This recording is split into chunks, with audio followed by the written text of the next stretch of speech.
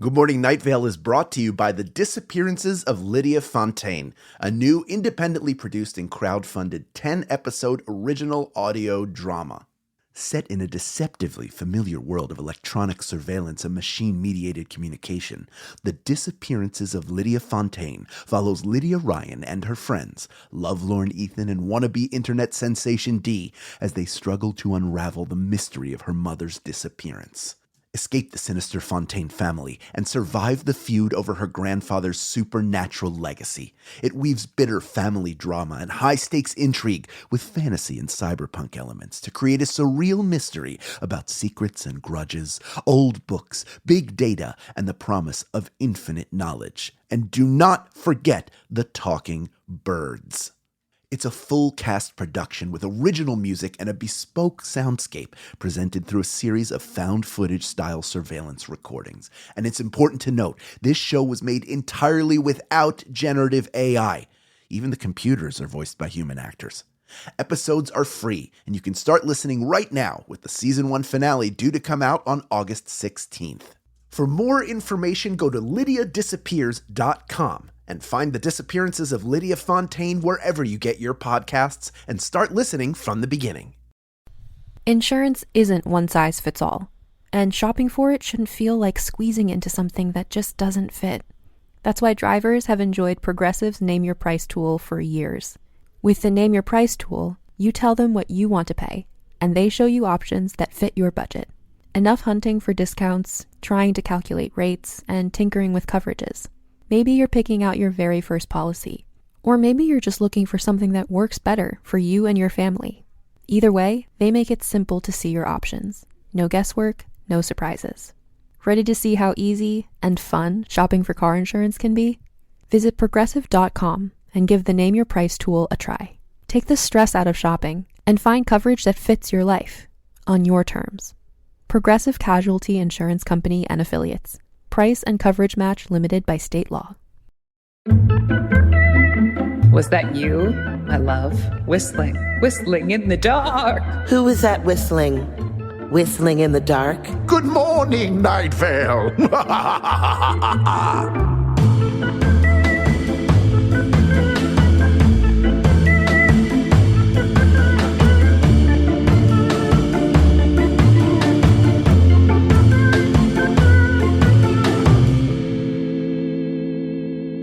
Howdy there, cowpokes. It's me, Meg.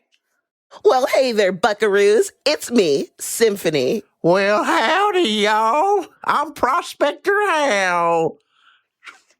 And this is, I have to do this next part. Let's stay in it. This is Good Morning Night Vale, the show where some cast members from Welcome to Night Vale listen to and talk about the show. And also, y'all chime in with y'all's ideas and theories and questions. And we're recording this on Thursday, the 10th of November, 2022. Yeehaw! Giddy, up. Purring, purring, purring, purring. Yeah! All right. And the episode description for this episode is a story of love and horror, part 3 of 3. Oh, and boy, is it. Oh. Wow. This is like the Gift of the Magi meets the saddest tale that was ever told. I was hopeful at the beginning of this episode, but I had a sneaking suspicion things were not going to work out the way that I hoped, that there was going to be a last minute something that was going to fix everything, and then they were going to find a third fun solution, and we're off again and everybody's happy and in love. But unfortunately, it's an impossible choice. We got to see kind of their lives unravel a bit. Yeah, there's just right. We talked about this in the last episode and like what we would choose, but like it's hard. But you know what I'm going to say? Communication is key. Okay? If you don't, this is what I see all the time in TV shows too. I'm like, people are just going to go off by themselves and do their own thing, and they don't talk to each other because they want to like sacrifice, or they want to like do the thing that they think is best. But it's like, everyone would be better off if you just talked a little and said the things that you didn't want to say, no matter how hard they are. Yeah, like, come on, Nasr. If you're going to have a huge, like, pivot here, maybe, like, loop Frances in on it before you just, like, go and do. Like, I get that you're trying to do a big romantic gesture, but, like, this is not the time or the place. The stakes are too high. Yeah, it's the grand... Right, if you were making that decision together, I don't know. Well, I mean, like, this thing sort of throws them out of sync, like the whole thing does, understandably so. But then there is like, she's not telling him like, hey, I'm just going to go back. Course. She just goes, we're out of each other's lives because he's making the decision to walk away. Right. So it's all very, this is the Romeo and Juliet of Night Vale. It's the Romeo and Juliet of Night Vale where she perishes. Of course. And then he perishes in a different way. Like just it's such a gut punch. That's what I'm saying. Is like that's. But he also didn't choose to not exist. Well, I'm not going to do that because for whatever reason, I'm not really with her. But it's incredibly like what a sad episode. Just turn after turn after turn. First, everybody's going to get wiped out. But he's doing it for love, this horrible thing. And then he lives with it and then goes. But she then finds out that she's gone back to her universe to set things right. And then he's offered the opportunity to be with her and turns it down and just goes and lives his like a numb life. A numb life. That's what it seems like. And nothing wrong with that. I think we... Right. People romanticize the idea of like everything has to be a huge gesture and you have to live on the edge and constantly make like to not make the bold choices is to wallow and wilt. And that's not necessarily true, but in this case it feels like it is because he's almost punishing himself for what he's done because he eliminated her. Well, he doesn't at first. He's like, because he's like, he felt bad about it until he got back to the car. And then he was like, you know what? No, I made the best decision, thinking that she would. But they had both told each other kind of like right the opposite thing, you know, like I'm talking about him after he was like, well, he's made her he found out after the fact that she went back to her universe. So when he eliminated it, that he eliminated her, that she was gone. Right. Yeah. So rather than join her in oblivion, he is, I don't think it's a decision of self-preservation. I think he's punishing himself for what he did to her. Because he made her not only then he has to remain and remember. Right. Not only did he make her disappear, but like everything that she had gone back to, that she had to go back to because she didn't understand. She's like, I don't know what this world is. I'm going to go back to my world where at least I know I can have relationships of some sort. Now that's all been taken away. It's gone. Right. Right. Right. She was like, I can't even do friendships or whatever, not knowing if that'll cause some sort of other. Which this all should just rift. Be illegal. As soon as she goes back, the having to obliterate the universe should come off the table. But oh no. Mm-hmm. The Spire and Barks, they're cruel and they feed on it. Right. Yeah, the Spire is kind of a dick in this episode. Yeah, like cruel. When Nasr shows up, he should just be like, oh no, it's cool. She went back, no worries. Like, but he's like, oh no, cool. Yeah, show me. Yeah, cool. Great. Yeah, let's obliviate it. Rude. Like communicate. He's like, it's done. Rude. The Brownstone Spire could have been like, oh no, she was here already. She's gone. But it didn't. It's, yeah. I also, Barks Ennui really, I don't know. I really liked, I thought it was a funny, sort of weird but spooky thing.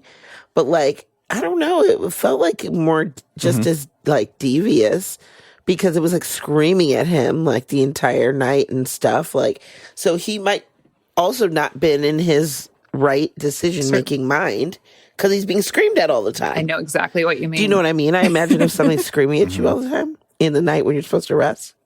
Do you know what I mean? You're like, I've got to make a decision. Do you think Barks Ennui barks at him or howls, screams at him because Barks Ennui already knows how it's going to play out? So that's why there's compassion for her and Interesting theory. contempt for him. Mm. Because Barks knows how it's going to play out. I don't know. Because That is clearly interesting. Nasr is wrong. Yeah. But like, I think everybody's wrong for not. I know they're trying to save the other person, like a sorrowful goodbye, or they couldn't face them or whatever. But like, maybe say, you know, when I'm going back, leave a note, babe. You know, you have that last romantic night together. Right. Do you know what I mean? There's a moment for you to be like, I'm going to leave a note on his nightstand or at the front door so that you have to see it or whatever. Somewhere you know they're going to see it. Be like, hey, I loved our time together. You're the hottest. No, all are punished instead. XOXO. Francois. This is a Joseph episode. This is a Joseph episode, right? It has to be. I mean, if the content and tenor alone didn't tell you Joseph wrote this, the football section in particular. My God, sports. I wrote in big letters, sports. Yeah. This is the rules of football, no? It's like weird. And then you get all like nonchalant and then sneaking and dancing. I was going to say that this like was definitely, Joseph definitely lifted the idea for this from my plays. I had 2 plays that were structured exactly like this. I had one, which was in 2016, which is 2 years prior to this episode, where we had to explain Guy Fawkes Day without knowing what it was to an audience of British people with just some props. And then the other one was many years before that, where we had to explain how the Super Bowl works to the audience. And we were just a bunch of theater kids. What do you remember from that? From the Guy Fawkes one, I remember that we had fireworks. But they were like, I had bought them and I didn't realize how you buy fireworks in Britain is that you like buy the box of fireworks and then you go to the counter and they give you the real ones. So I just bought like an empty box of fireworks. So we like were ready to use. That's how bad at knowing about Guy Fawkes Day I was that I didn't even have, I tried to buy fireworks and couldn't do it. That one was. What about the Super Bowl? Early on. I remember Cecil was there. So I remember Cecil being in the show with me. Yeah. No, the way that one worked is that I need they to would know pick how that one of us. It wasn't like we all could collaborate. It was that just one of us got picked to do it. And yeah, I think Cecil did it. Okay. And I think he did you could just imagine how Cecil would do it. Different than the Cecil. So he's awake. Give him a phone call and ask him how the Super Bowl worked. I think if I had to describe to someone what the Super Bowl was, I'd be like, okay, so these two teams have played this game for like many games, like throughout the whole season. 2 boys. They break it down to only these 2 boys. And these boys, they go to the field. Okay, 2 teams. 2 teams of boys, yes. Great. Whole team, they're a bunch of boys.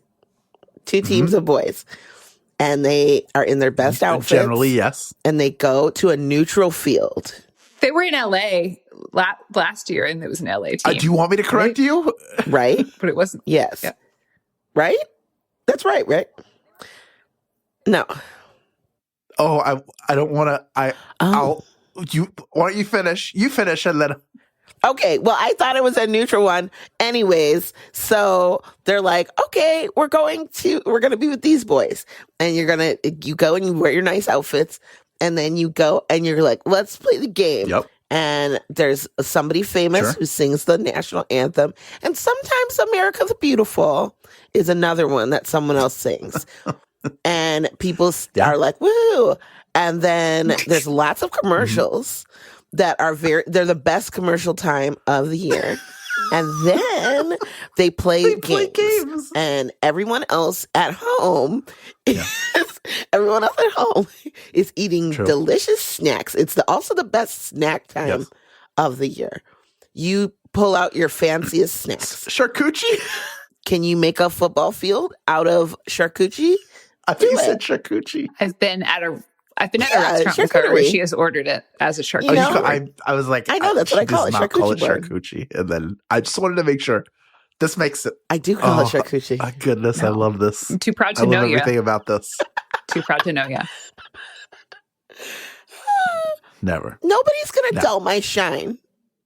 Not some fancy pants. Yeah, and they usually get a chuckle out of it. You know, they're like, "Oh, ha." I'm like, I know how to say charcuterie. I'm not an idiot. I just think it's cuter. Yes. Anyways, so you're having your fancy meals. The fancy boys on the field are having their game, and then halfway through, this is the best part. Not only is a famous singing person going to come out and do a big time show with dancers and singers and things, maybe they jump from the ceiling. It could be crazy. But then they have dancing people all around, and there's usually explosions or something, and they have great outfits. Sure. And then the puppy bowl happens also, which is fun if you like puppies.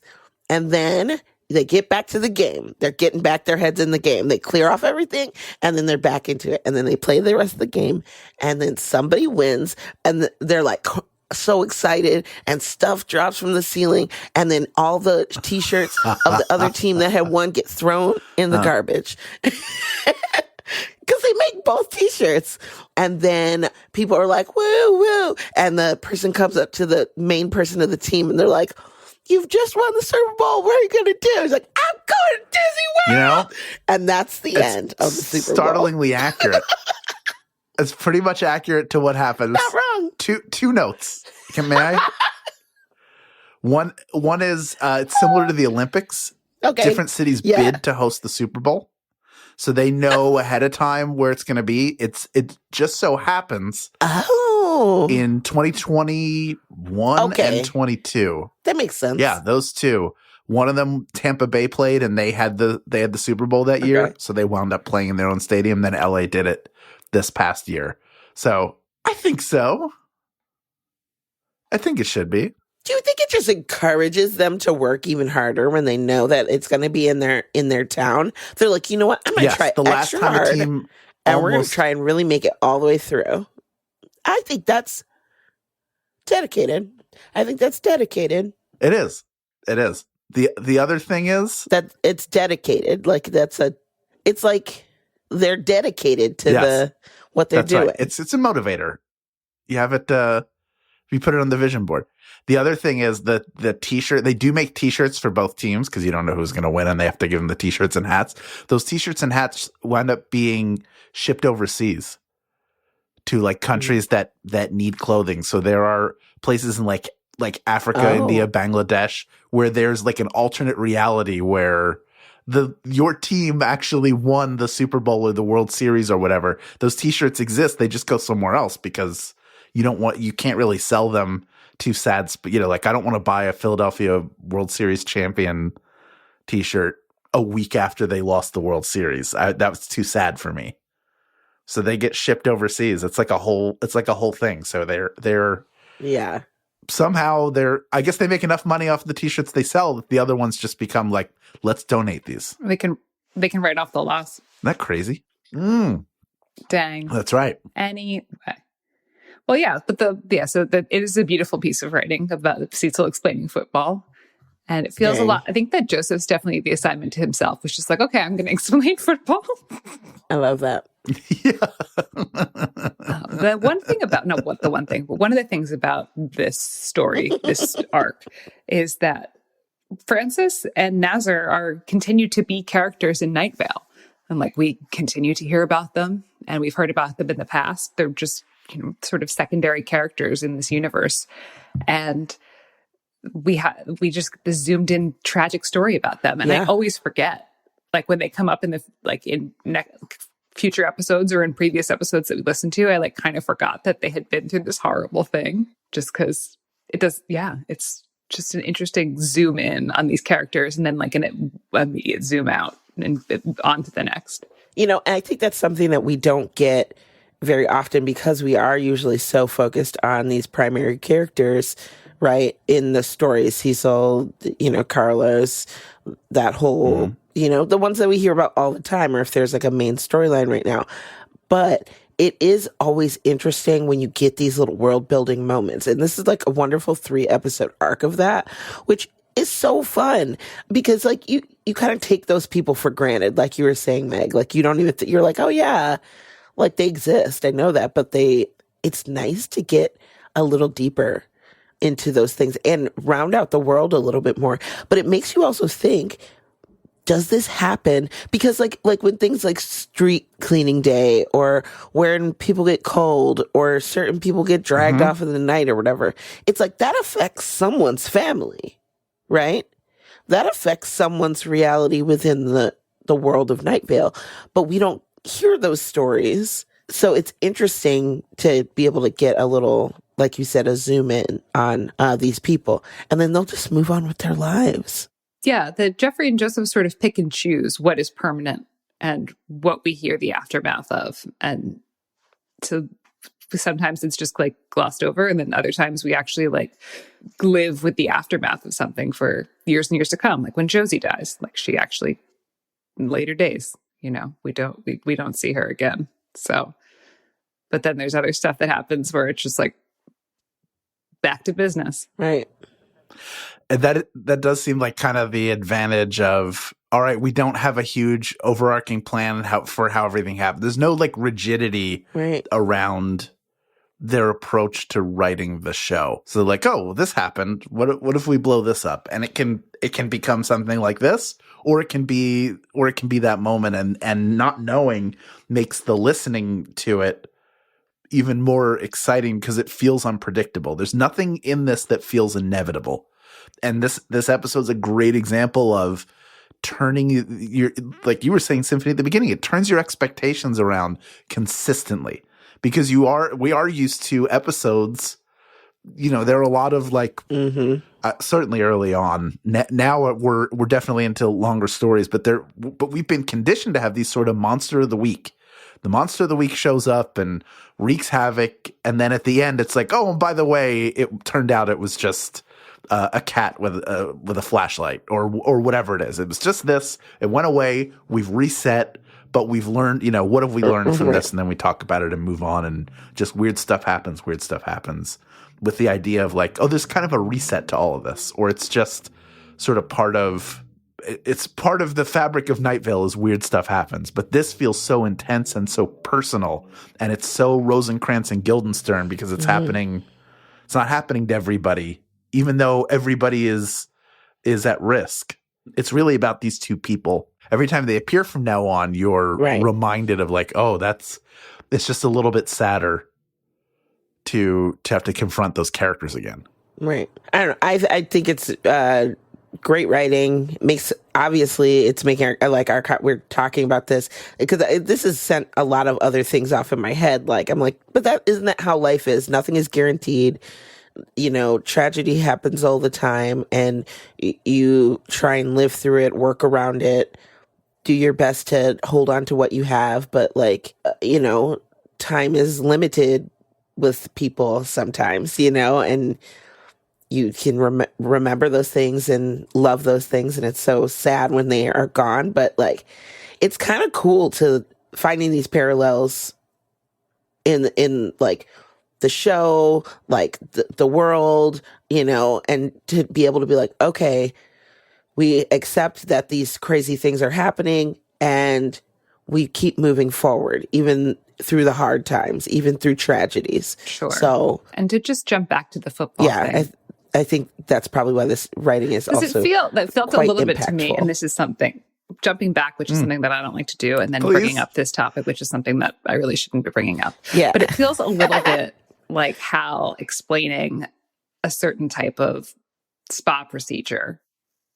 Do we have to call it a spa procedure? It just feels like it's in a different league than getting a massage or a facial. Because it's like wrong. Both of which I've had. It has therapy in the title. A lot of things have aversion therapy has therapy in the title. You don't do it at a spa. This is it was a spa environment. If I go to Burke Williams and I ask them to put a hose in my pooper and turn it on, they will not allow me in that location anymore. And I may wind up on a list. That's all I'm saying. If you say it like that. Did I ever tell the story of the day I proposed to Jennifer? We went and got. Wait, how are these connected? I'm wondering how this is segueing. We went to get massages. At this spa in Southampton, Pennsylvania. That was like, it used to be a bowling alley, and now it's a spa. And it was my mother had sprung for it, like okay. Everybody knew but Jennifer that she was being proposed to. So it was like, oh, we'll go to the spa. We go to the spa. It's so weird. It's like half bathhouse, half spa. So, and I go back to get my massage. We're not even in the same room. And the woman looks at my foot, and I had something in my foot, like in like the sole of my foot. She's like, there is something in your foot I will not touch. And I was like, you just cannot touch it. You don't have to tell me. You're not touching it. Wait, why was there something in your foot? How? And that was a spa experience. I don't know. My feet are terrible. I don't hate my feet. I'm glad that they're there to walk me around. But they're probably because you got something in them, like a piece of glass, a piece of wood, no, a nail? It was like skin. It was like a dead skin rock in the bottom of my foot. It's not there anymore. I don't know what it was. It was like a pit. Like, I can't explain dead it. Skin rock. Somebody who's smarter than me that listens to the show will go, oh, I'm a podiatrist. I've been listening to the show since 2013. Here's what's wrong with your gnarled foot. My feet look like Yoda's ears. They're really bad. Look, it was a weird thing. And sometimes in my head, I'll be sitting and working, I'm writing and working. I just hear like, there is something on your foot I will not touch. Anyway, even that place wouldn't have put a hose up my ass and sprayed water in it. I was going to say they would never treat you like that. Lori would never treat you like that. Lori? She knew we were in a vulnerable place, and she nourished us. Yeah, Lori was kind and thoughtful. I feel like, unlike the description of football, though, I described that perfectly, don't I? Yeah. You're on your stomach. You do not lay on your stomach. No. You're on your stomach. No, you're on your side. Sort of. Incorrect. You're on your side. No. You're laying on your back. You're laying on your back, but you're being lifted off of the table just by the force of the jet stream of water. No. Yes. You realize, like, oh, I have to use the restroom. There's a toilet in the middle of the room with neon arrows pointing at it, and you have to knees together walk while somebody like a night watch person is sitting there, like, everything all right? Oh, you have to use the toilet. That's cool. We don't really clean that, and then you go to the bath. Then you have to go to the bathroom, then go back and sit over there's a hole cut out in the table where the water comes through. On that note. It's possible. I feel like you're being willfully obtuse. I took us here. It was my fault. I know. It's not easy. You both deserve a medal. This is what friendship with Hal is like, you guys. You brought it up. You summoned. Don't say Candyman into the mirror. It's okay. You know what? Reset it. It's been 0 days, okay? Up next, we hear from fans and friends of the podcast about their theories, comments, and questions. But first, a conversation about this episode's weather. This episode's weather was Pieces and Pieces by the Rough and Tumble. First of all, love the name. Mm-hmm. I always like to say that I'm a rough and tumble type of gal. But also, I really enjoyed this song. It was giving me very like cinematic vibes in the way of like people are having a hard time in some montage of people like thinking about like what you're going to do about a relationship, like trying to like move through stuff. And I did really vibe with the line, everything found. Wow, my writing is terrible. Oh, everything's found where it was lost. I was like, ooh.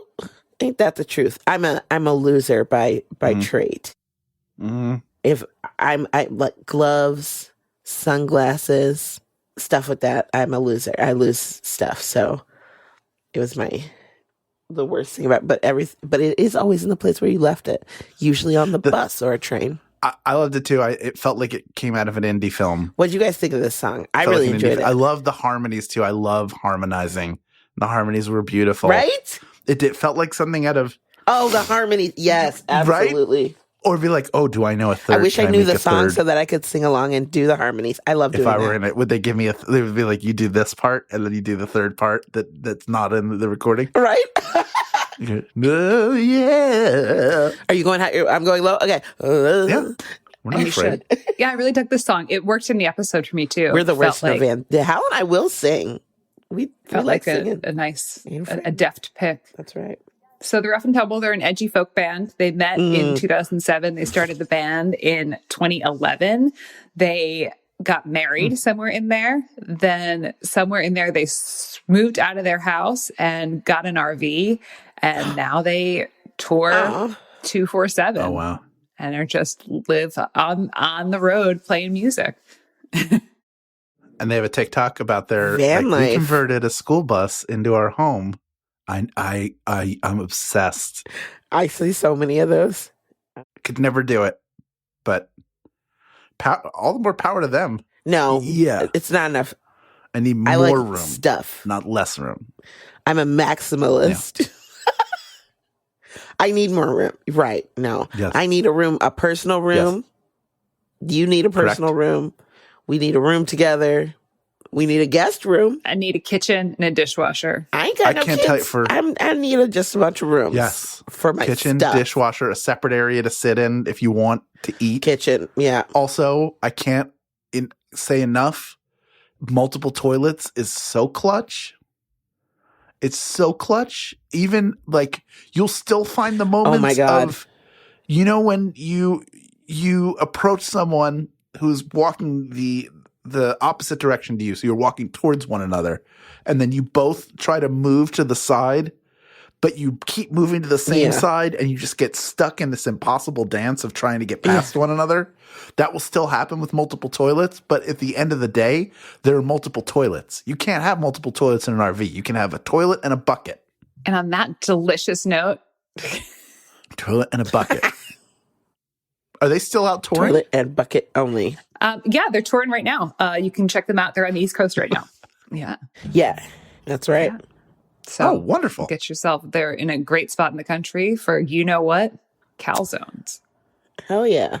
And that brings us to the FanZone Calzone. Stay right there. Good Morning Night Vale will return after a brief break.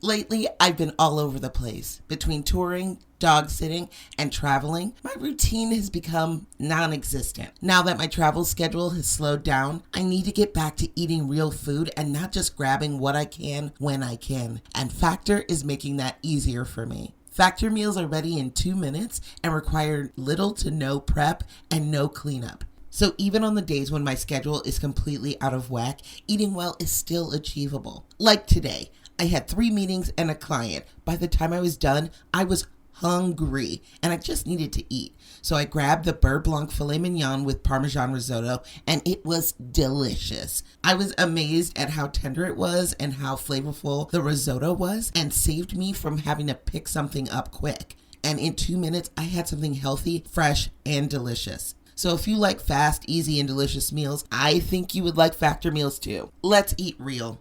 Head to factormeals.com/GMNV50OFF and use code GMNV50OFF to get 50% off and 1 free breakfast item per box for 1 year, while supplies last until 10/31/2026. That's code GMNV50OFF at factormeals.com. GMNV50OFF at factormeals.com. See website for more details.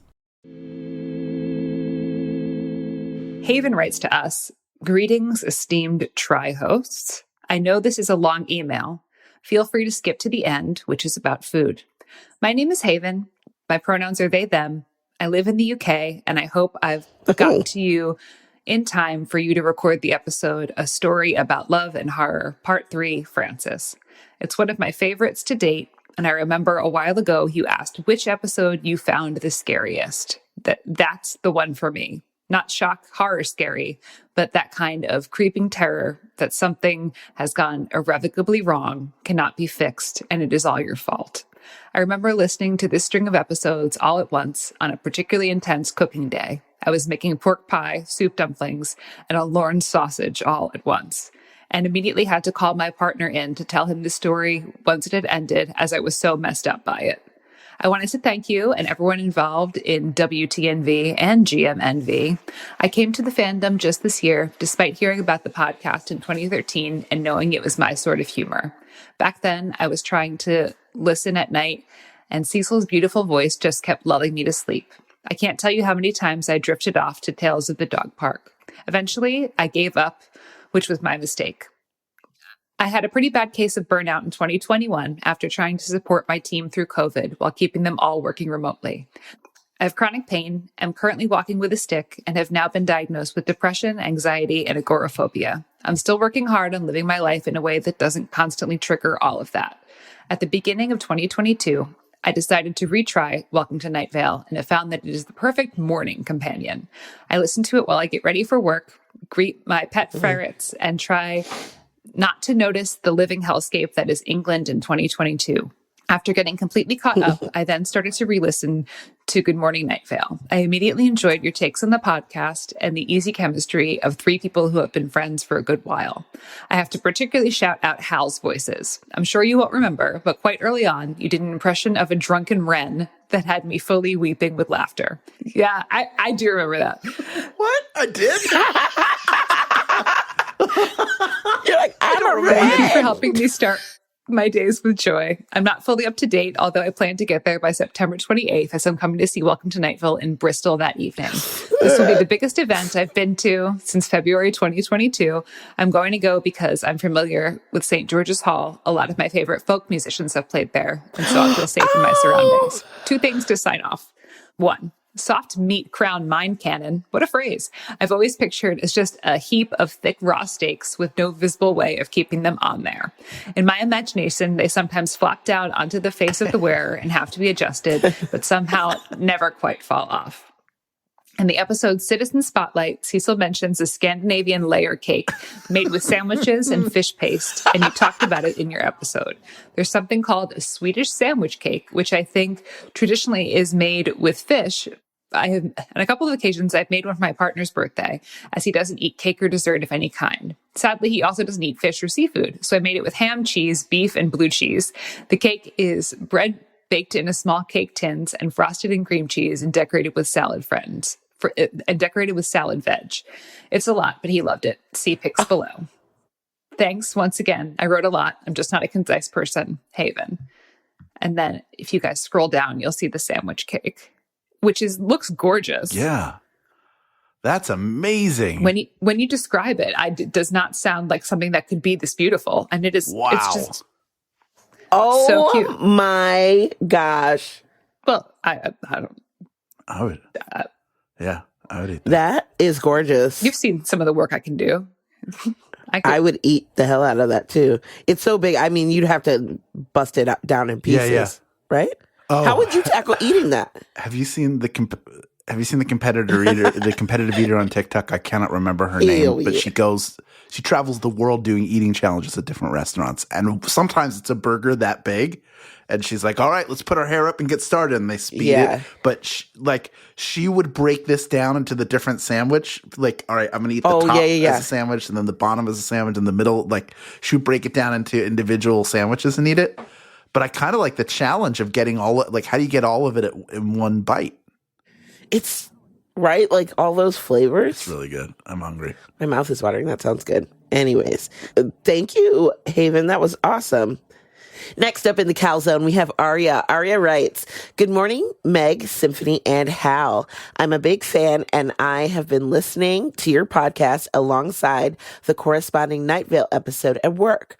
I work as a chemist in a toxicology lab, and the lab can often be really quiet. Add to that the repetitive nature of the work, and welcome to / good morning to Night Vale help keep me focused and the day go by faster. I want to talk about my favorite 3-parter, A Story of Love and Horror. But first, I wanted to mention something that was talked about in an episode I recently listened to. I can't remember which specifically, but you were talking about axolotls, and Symphony expressed her discomfort because they look like the middle form will turn into something different and horrifying. Yeah, I did say that. I'm sure someone else has written in about this, but Symphony is absolutely right. Although the final form of an axolotl isn't as horrifying as a gremlin, shut up. Oh, axolotls are a species of salamander that retain juvenile characteristics into adulthood. While salamander life histories vary, they tend to have an aquatic juvenile stage with feathery external gills.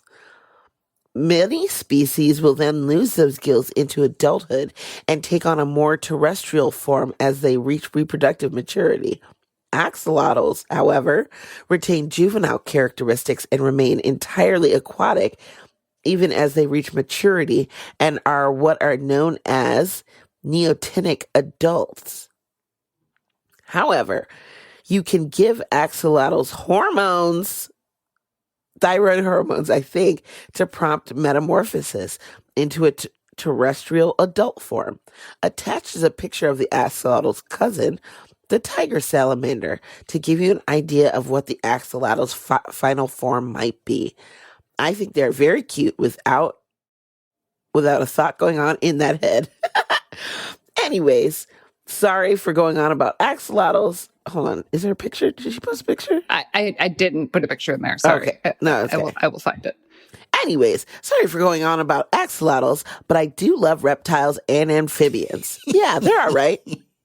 That's Symphony saying that. I think they're all right. I'm not scared, you know? Back to the episode, Story of Love and Horror. I tend to listen to Night Vale on my way to and from work since I have a relatively long commute, and I remember listening to these episodes for the first time. I couldn't wait to be in the car again to find out what would happen next. What was going on with Frances? What was the deal with Barks? All of it. It was so well written and engaging. An average Night Vale episode takes up to half of my daily commute. And so at the end of part 3, I remember turning my stereo off and making the rest of my drive in total silence. I couldn't stop thinking about the horror and tragedy of it. That in trying to save and preserve his love, Nasr condemned Frances to not death, but nothingness. To live with that knowledge that his Frances was gone from every reality, and to have to see every day a woman that is exactly like her in appearance and perhaps even personality, yet is not the woman he loves, is a tragedy and a horror that is hard to imagine. I still think about it sometimes, even months after I've listened to the episode, and it still hits me just as hard. It's a gnawing kind of horror that gets worse the more you think about it. Yes, exactly that. Is there any episode of Night Vale that hits any of you emotionally, or that sticks with you, that you think about every now and again for one reason or another? Sorry for the long message, and thank you so much for your time and a wonderful podcast. I hope you're having a wonderful day, Aria. Aria, I did have a great day. It was like 70 degrees here in Chicago, and that is rare for November, so I'm pumped. Wow, look at this axolotl thing. Or wait, is this a tiger salamander? This is the tiger salamander. Final form of an axolotl that's been through hormone therapy, the thyroid. Okay. Yeah, it's a cutie. It could be cute, I think. I mean, I'm not mad at it. I think if you saw it skittering on your floor, you probably would be thrilled. Yeah, if you were like, hey! Well, if I wasn't expecting it, I'd be scared. But like, because if you don't know what a thing is, and you see just a skittering form, you're gonna think the worst. That it's gonna be something that's gonna eat your face, right? But if you knew, you're like, oh, it's just an axolotl. It's not gonna do anything. I wouldn't be so scared. But who knows? I'm scared of a lot of things. So thanks so much for that, Aria. Yes, that is a gnawing sort of fear. And I think this one is going to like haunt me for a while. Yeah. Honestly, I can't think of any other. Oh, you know what? When friggin' Hiram got shot, that was that I think about there's that a number sometimes. of things that mess with me. Some of the Kevin stuff of like him being trapped and that stuff. There also is it All Smiles Eve? That's a rough one that we and then also this kind of the story of the faceless old woman in general, like her backstory, that novel is so haunting. Mm-hmm. Yeah. The mud wound. Sure. The novel, yeah. But yeah, where the mud people, yes. Ooh, that mud thing. And there was the one. No. Yeah, and they're like, no, I don't like that. I have a fear of being sucked up by mud. Yeah. You don't know what's under it. Quicksand style. I've never encountered quicksand in my entire life, nor do I think I will. Probably pretty. Your odds are really good of avoiding it. I'm safe. If you live to be 200 years old, you probably will be able to avoid it all of those years. I plan on living that long, so I'll take that bet. This episode definitely, that's right. This episode definitely sits with me. I feel like it's going to. That may be recency bias. But also I do think a lot about Kevin's bloody smiling face. Like it's creepy. It's one of those things where you turn out the lights and like walk a little bit quicker up the stairs or into the next room where the light is. All right, let's close out this calzone with Erica, who writes, "Hello, Tri-Hosts. In the episode for Hegemony Part 1, there was a discussion of Wawa, and Hal said that Sheetz is more of a Pittsburgh thing.